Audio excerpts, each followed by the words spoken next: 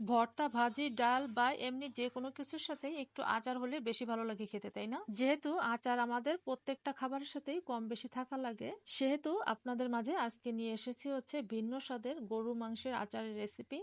আমাদের প্রত্যেকের ঘরেই কম বেশি গরুর মাংস থাকে, আর এই মাংস দিয়ে আপনারা এই মজার আচার তৈরি করে নিতে পারবেন। চলুন তাহলে আজকের এই ভিন্ন স্বাদের গরুর মাংসের আচারের রেসিপিটি দেখে নেওয়া যাক। আর রেসিপিটি যদি ভালো লেগে থাকে তাহলে পেজটি ফলো দিয়ে দিবেন আর একটা লাইক দিয়ে সাথেই থাকবেন। চলুন তাহলে আজকের রেসিপিটি শুরু করা যাক। তো আচারটা তৈরি করার জন্য আগে একটা মশলা রেডি করে নিব। এখানে সামান্য একটু জয়ত্রী নিছি, অল্প একটু নিছি শাহি জিরা, আর একটা জয়ফলের বেশি অর্ধেকটা দিয়ে দিছি। হাফ চামচ পাঁচফোড়ন, 1 চামচ হচ্ছে ধনিয়া, হাফ চামচের থেকে একটু বেশি হচ্ছে জিরা, এখানে 3 থেকে 4টার মতো নিচে হচ্ছে তেজপাতা, আর 7 থেকে 8টার মতো নিচে হচ্ছে শুকনো মরিচ, সাথে দিলাম হচ্ছে এলাচ আর দারচিনি। এখন হচ্ছে এগুলো একটু টেলে নেব, খুব বেশি ভাজার দরকার নেই, অল্প একটু ভেজে নিলে হচ্ছে হয়ে যাবে। আর এই সব কিছু ভেজে হালকা গরম অবস্থায় হচ্ছে গুঁড়া করে নিতে হবে। এখানে আমি গরুর মাংস নিছি, আর মাংস নিছি হচ্ছে 1 কেজির থেকে একটু বেশি, আর মাংসগুলো ছোট ছোট করে কেটে নিছি। আপনারা কিন্তু দেখে বুঝতে পারতেছেন আচারের মাংস কিন্তু ছোট ছোট করেই কেটে নিতে হয়। আর এই মাংসে কোনো তেল চর্বি দেওয়া যাবে না, চাইলে সামান্য একটু হাড্ডি দিতে পারেন, যারা হাড্ডি খেতে পছন্দ করেন সেই হাড্ডিগুলো কিন্তু ছোট ছোট করেই কেটে দিতে হবে। মাংসটা রান্না করার জন্য চুলায় কড়াই বসিয়ে তাতে দিছি হচ্ছে মাংসগুলো, আর এখন এতে দিলাম হচ্ছে লবণ, হলুদ আর হচ্ছে মরিচের গুঁড়া, সাথে দিলাম হচ্ছে ধনিয়া জিরা একসাথে ভেজে নিয়ে ওটা গুঁড়া করেই হচ্ছে দিয়ে দিলাম, আর দিলাম আদা রসুন বাটা, সাথে দিলাম হচ্ছে সরিষার তেল। অবশ্যই এখানে সরিষার তেলটাই ব্যবহার করবেন, যেহেতু এই মাংস দিয়ে আচার তৈরি করা হবে সেহেতু এখানে সরিষার তেলটাই ব্যবহার করতে হবে।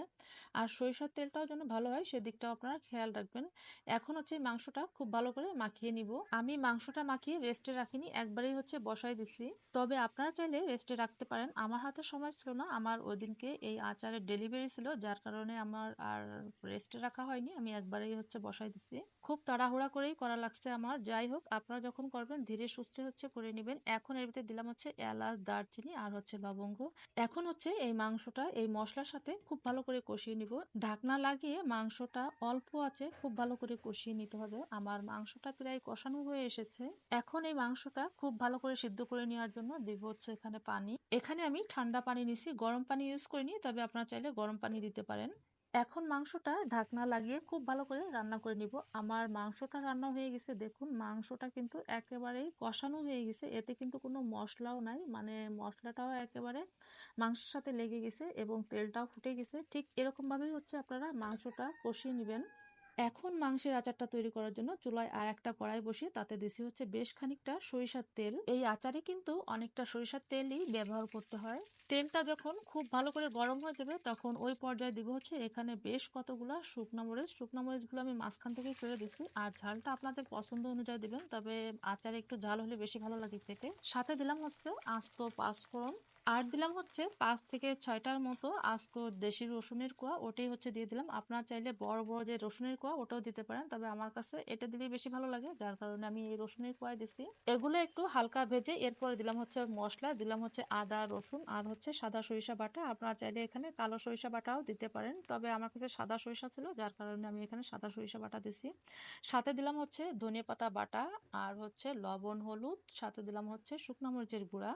আর এখানে অবশ্যই ধনিয়া পাতা বাটা ব্যবহার করবেন যদি ভালো টেস্ট পেতে চান। এই আচারে ভিন্ন স্বাদ চলে আসবে এই ধনিয়া পাতা বাটা দেওয়াতে, এই জন্য অবশ্যই এখানে ধনিয়া পাতা বাটাই দিতে হবে। এই সব মশলা ভালো করে মিশিয়ে নিয়ে এখন এর ভিতরে দিব হচ্ছে তেঁতুলের কাদ। এই তেঁতুলের কাঠটা আমি আগেই তৈরি করে রাখছিলাম, আর আচারে একটু টক টক হলে বেশি ভালো লাগে খেতে। আর এখন দিলাম হচ্ছে বোম্বাই মরিচ, আর এই বোম্বাই মরিচ দিয়াতে আচারের অনেক সুন্দর একটা ফ্লেভার আসবে, তাই অবশ্যই এখানে বোম্বাই মরিচটা অ্যাড করবেন। আমি এখানে বোম্বাই মরিচগুলোর মাঝখান থেকে ফেলে দিছি, আর এখানে বোম্বাই মরিচ নিছি হচ্ছে 5 থেকে 6টির মতো। আর এখন যে জিনিসটা দিচ্ছি এটা হচ্ছে চাটনি। আমি এখানে তেঁতুলের চাটনি নিচ্ছি, আপনারা এখানে যে কোনো চাটনি দিতে পারেন, আর অবশ্যই এখানে এই চাটনিটাই ব্যবহার করতে হবে যদি আচারটা ভালো টেস্ট পেতে চান। আর এর সাথে আমি আরও একটা জিনিস ব্যবহার করব, সেটা হচ্ছে আমের আচার। আমি এখানে টক ঝাল মিষ্টি আমের আচার নিচ্ছি, অবশ্যই এখানে আমের আচারটা ব্যবহার করবেন এই চাটনির সাথে।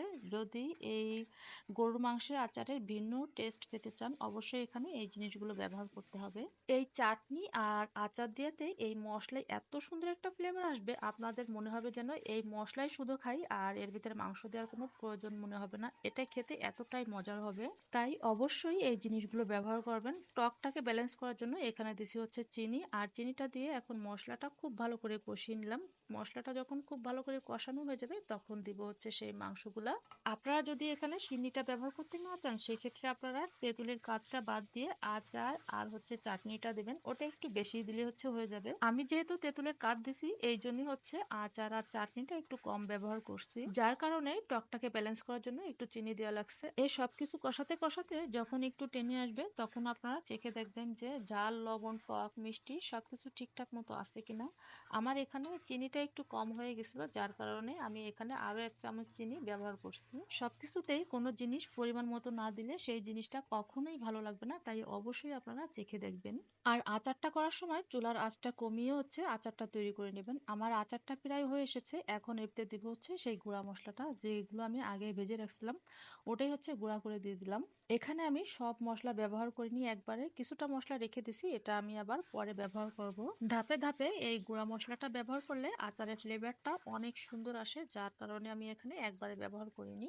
আচারটা নাড়তে নাড়তে ফাইনালি যখন হয়ে আসবে তখন আবারও চেখে দেখবো যে এতে সবকিছু ঠিকঠাক মতো আছে কিনা। আমার এই আচারে লবণটা একটু কম হয়ে গেছিলো, যার কারণে আমি এখানে লবণটা আবার ব্যবহার করছি।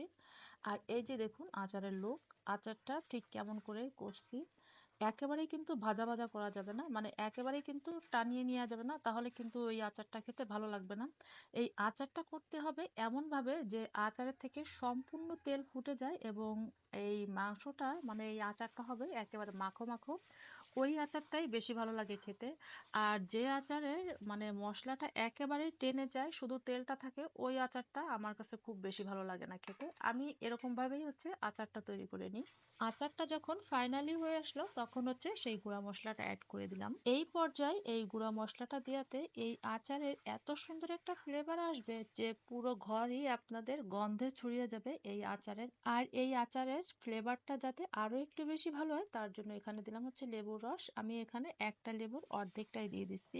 আমি এই আচারে তেলের পরিমাণটা একটু কম ব্যবহার করছি, আর এর কারণ হচ্ছে আমি এই আচারটা দেশের বাইরে পাঠাবো, আর তেল যদি বেশি দেওয়া হয় তাহলে ওই আচারের থেকে তেল বেরোয় যাবে, যার কারণে হচ্ছে এখানে তেলটা আমি কম ব্যবহার করছি।